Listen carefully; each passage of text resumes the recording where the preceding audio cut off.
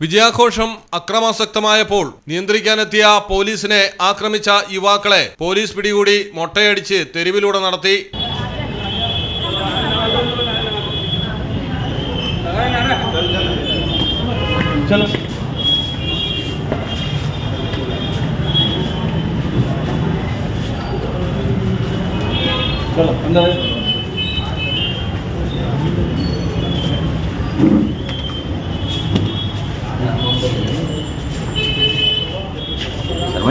Indian cricket team champions trophy വിജയിച്ചതിലുള്ള ആഘോഷം അതിരുവിട്ടതോടെയാണ് യുവാക്കൾക്കെതിരെ ഭോപ്പാൽ പോലീസ് കടുത്ത നടപടി സ്വീകരിച്ചത്.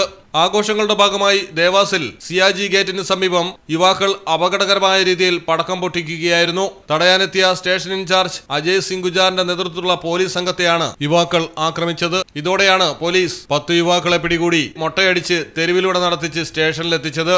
സംഭവം വിവാദമായതോടെ ഒരു കോൺസ്റ്റബിളിനെതിരെ അടിയന്തര നടപടി സ്വീകരിച്ചിട്ടുണ്ട്. News desk Malayalam television. കോഴിക്കോടിൻ കാറ്റിൽ കിനിയും ഉപ്പായാലും ഉപ്പായാലും ആലപ്പുഴയിലെ മണ്ണിൽ പടരും കുട്ടനാടൻ നനവാണേലും നാട്ടിലെവിടെയാണേലും കാലാവസ്ഥ എന്താണേലും സിമെന്റ് JSW കോൺക്രീറ്റ് HD തന്നെ. നാട്ടിലെവിടെ?